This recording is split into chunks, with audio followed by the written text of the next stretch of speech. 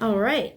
So, as we mentioned, we're in the writing our report phase of our History of My Name project. So, we have already gotten some information about our name.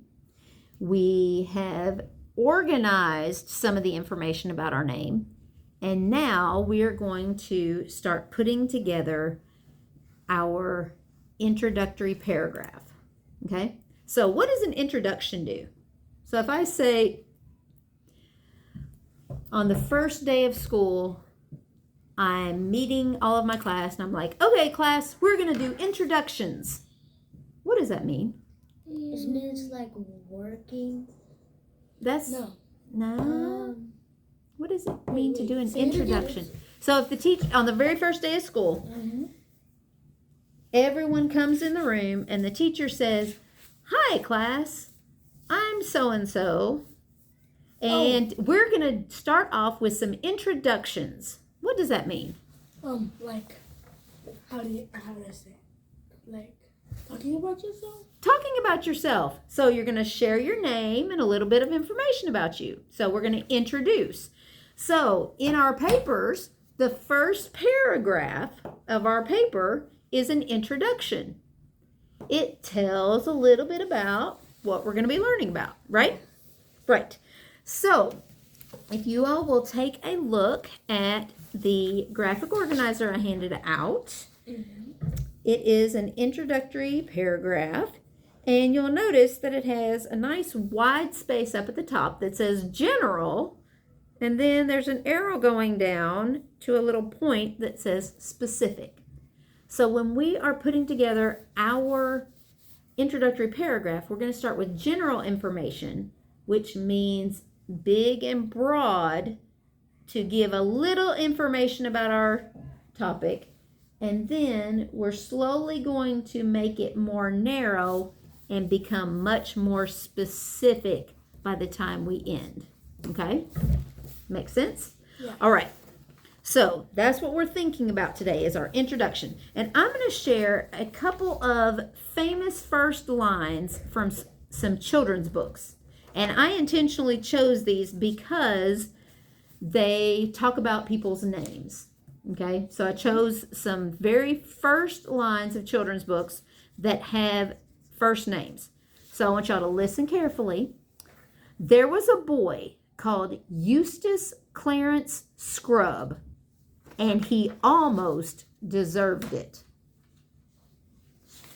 Now, when you hear that, there was a boy called Eustace Clarence Scrubb, and he almost deserved it. What does that make you think?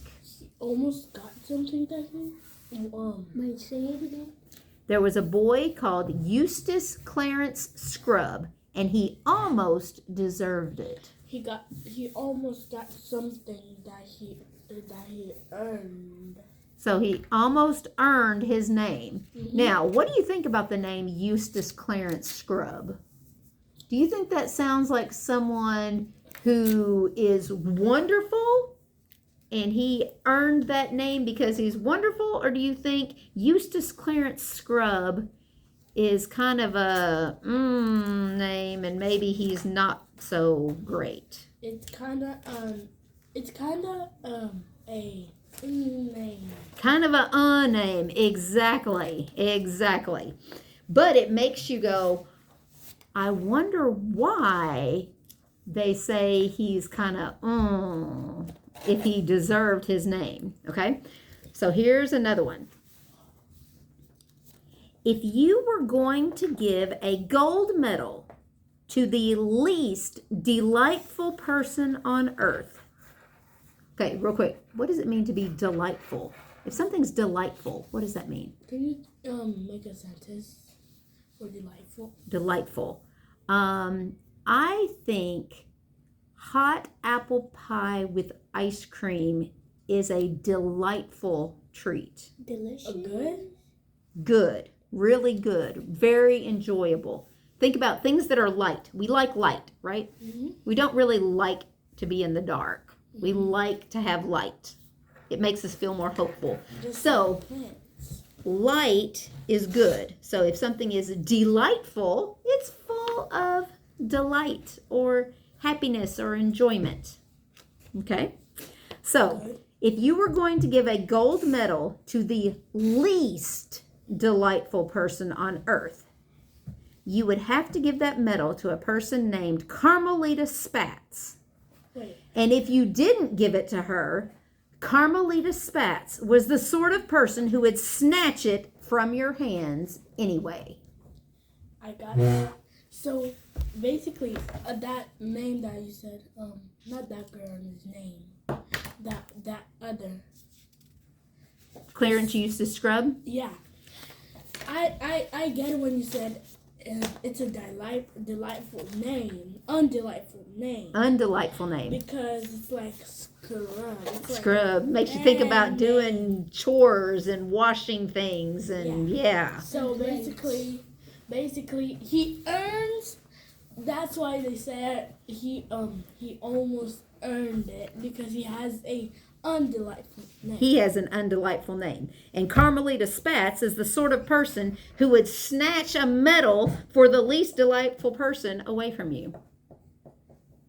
So she is undelightful. Like ungood. Yeah. Bad. Kind of bad. Kind of bad. Kind of bad. Yeah. Okay. So those are a couple of books that I really love. So that one came from Lemony Snicket, The Austere Academy, from A Series of Unfortunate Events. And the first one came from C.S. Lewis, The Voyage of the Dawn Treader, which is part of the Chronicles of Narnia series. So those are a couple of my favorite books. And I've got a whole bunch of other ones that I might share with you at another time, but we don't have a whole lot of time. So I'm going to move on, okay? All right. We still have about 5 minutes. So we're going to see how much, yeah. Or maybe not. If you are parked in the front loop, please move your vehicle. Anyone parked in the front loop, please move your vehicle. Please move your vehicle. Yes. Vehicle is another word for car. Automobile, truck, Or, van, etc. Or like transportation. Transportation, yes. All right.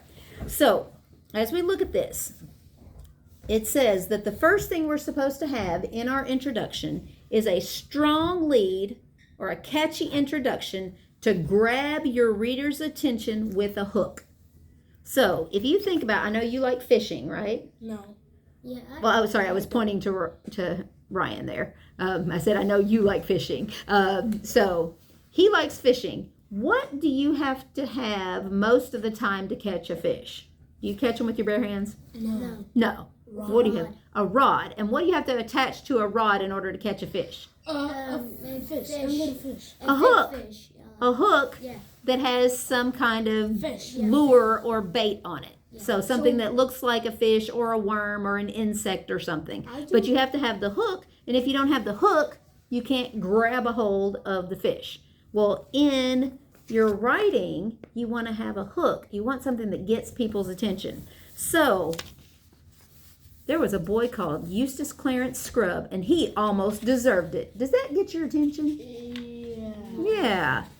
If you were going to give a gold medal to the least delightful person on earth, you would have to give that medal to a person named Carmelita Spatz. And if you didn't give it to her, Carmelita Spatz was the sort of person who would snatch it from your hands anyway. I mean. Does that kind of get your attention?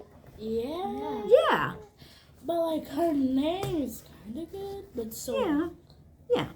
But anyway, it gets your attention, and that's the whole point, is that it gets your attention. So we want to start by getting our attention. And some of the ways that we can get attention are by asking a provocative question. Okay, a provocative question is something that makes you think. Okay? So we can ask a question. Another thing that we can do is we can use a quote. Okay, so we can use a quote that's related to our topic, or we can just make a statement that makes you think. Okay, that's what our authors in these that I shared with you, they just made you think. So here is an example of an introductory paragraph, okay? And it starts off with, do you know the history of your name? No. Yeah. But it made you think, didn't it? Yeah. It made you go, So we asked a provocative question. We asked a question that made you think. Do you know the history of your name? Yes, I do. No, I don't. Well, I kind of do. Maybe there's more I can learn about my name. But anyway, do you think a question like that might be a good way to start off a paper about the history and meaning of your name? Maybe. I mean, you can know everything about it. You may not know everything about it, but asking that question, is that a good way to start? Does it get people thinking about your topic? Yeah. Like if they ask you like a question, you can think about it. Mm-hmm. So, But that's why they call it information. A paper gives you information. yes. All right. We've got to wrap up. So tomorrow we're going to talk more about this introductory paragraph. So stack up your papers all together and put this one on top. Okay? Those 5 students are dismissed to All the right. front lobby. But All right. Y'all need to go so y'all can get your stuff packed up. Thank you so much for working hard. We don't have a whole lot of time.